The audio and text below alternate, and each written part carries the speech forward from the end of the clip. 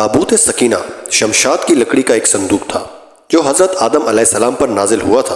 یہ آپ کی آخری زندگی تک آپ کے پاس رہا،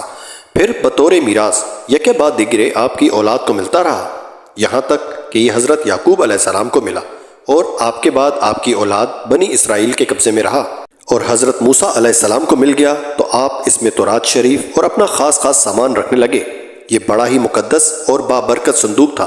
بنی اسرائیل جب کفار سے جہاد کرتے اور کفار کے لشکروں کی کثرت اور ان کی شوکت دیکھ کر سہم جاتے اور ان کے سینوں میں دل دھڑکنے لگتے تو اس صندوق کو اپنے سامنے رکھ لیتے، تو اس صندوق سے ایسی رحمتوں اور برکتوں کا ظہور ہوتا کہ مجاہدین کے دلوں میں سکون اور اطمینان کا سامان پیدا ہو جاتا، اور مجاہدین کے لرزتے ہوئے دل پتھر کی چٹانوں سے زیادہ مضبوط ہو جاتے۔ اور جس قدر صندوق آگے بڑھتا تھا، آسمان سے نصر من اللہ و فتح کریم کی بشارت نازل ہوا کرتی تھی اور فتح مبین حاصل ہو جایا کرتی تھی۔ بنی اسرائیل میں جب کوئی اختلاف پیدا ہوتا تو لوگ اس صندوق سے فیصلہ کرواتے تھے۔ صندوق سے فیصلے کی آواز اور فتح کی بشارت سنی جاتی تھی۔ بنی اسرائیل اس صندوق کو اپنے آگے رکھ کر اور اس کو وسیلہ بنا کر دعا مانگتے تھے تو ان کی دعائیں مقبول ہو جاتی تھیں اور بلاؤں کی مصیبتیں اور وباؤں کی آفتیں ٹل جایا کرتی تھیں۔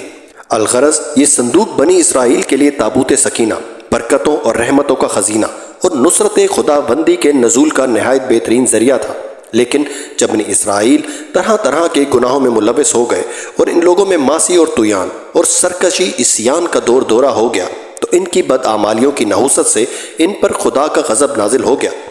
کہ قوم عمالقہ کے کفار کے ایک لشکر جرار کے ساتھ ان پر حملہ کر دیا۔ ان کافروں نے بنی اسرائیل کا قتل عام کر کے ان کی بستیوں کو تخت و تاراج کر ڈالا، عمارتوں کو توڑ پھوڑ کر سارے شہر کو تہس نہس کر ڈالا اور اس متبرک صندوق کو بھی اٹھا کر لے گئے۔ اس مقدس صندوق کو نجاستوں کے کوڑے خانے میں پھینک دیا، لیکن اس بے ادبی کا قوم عمالقہ پر یہ وبال پڑا کہ یہ لوگ طرح طرح کی بیماریوں اور بلاؤں کے ہجوم میں جھنجھوڑ دیے گئے۔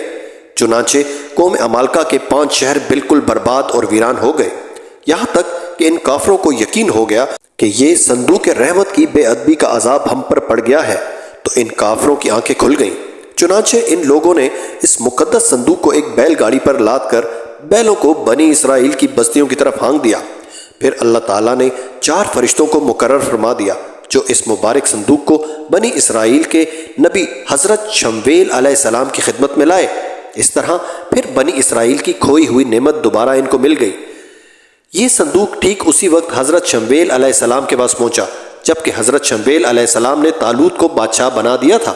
اور بنی اسرائیل طالوت کی بادشاہی تسلیم کرنے پر تیار نہیں تھی، اور یہی شرط ٹھہری تھی کہ مقدس صندوق آ جائے تو ہم طالوت کی بادشاہی تسلیم کر لیں گے۔ چنانچہ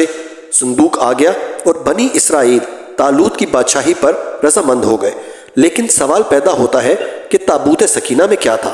اس مقدس صندوق میں حضرت موسیٰ علیہ السلام کا عصا اور ان کے مقدس جوتیاں، حضرت ہارون علیہ السلام کا امامہ، حضرت سلیمان علیہ السلام کی انگوٹھی، تورات کی تختیوں کے چند ٹکڑے، کچھ من و سلوہ، اس کے علاوہ حضرات انبیاء اکرام کے صورتوں کے حلیے وغیرہ سب سامان تھے۔ قرآن مجید میں اللہ پاک نے سورہ بقرہ میں اس مقدس صندوق کا تذکرہ فرماتے ہوئے یہ ارشاد فرمایا، اور ان سے ان کے نبی نے یہ ارشاد فرمایا کہ اس کی بادشاہی کی نشانی یہ ہے کہ آئے تمہارے پاس تابوت جس میں تمہارے رب کی طرف سے دلوں کا چین ہے اور کچھ بچی ہوئی چیزیں ہیں،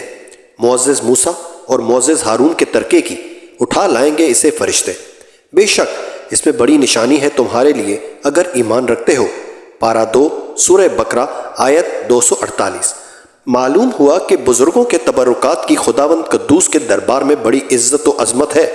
اور ان کے ذریعے مخلوق کے خدا کو بڑے بڑے فیوز و برکات حاصل ہوتے ہیں، اور جو قوم سرکشی اور عصیان کے نقصان میں پڑ کر اللہ اور اس کے رسول کی نافرمان ہو جاتی ہے تو اس قوم کی نعمتیں چھین لی جاتی ہیں۔ چنانچہ جب بنی اسرائیل سرکش ہو کر خدا کے نافرمان ہو گئے اور قسم قسم کی بدکاریوں میں پڑ کر گناہوں کا بھوت ان کے سروں پر افرید بن کر سوار ہو گیا تو ان کے جرموں کی نحوست نے انہیں یہ برا دن دکھایا کہ صندوق سکینہ ان کے پاس سے قوم عمالقہ کے کفار اٹھا کر لے گئے اور بنی اسرائیل کئی برسوں تک اس نعمت عظمیٰ سے محروم ہو گئے۔ جی تو دوستو، اگر میری ویڈیو آپ کو پسند آئی ہو تو لائک، شیئر اور سبسکرائب ضرور کیجیے گا۔ بہت شکریہ۔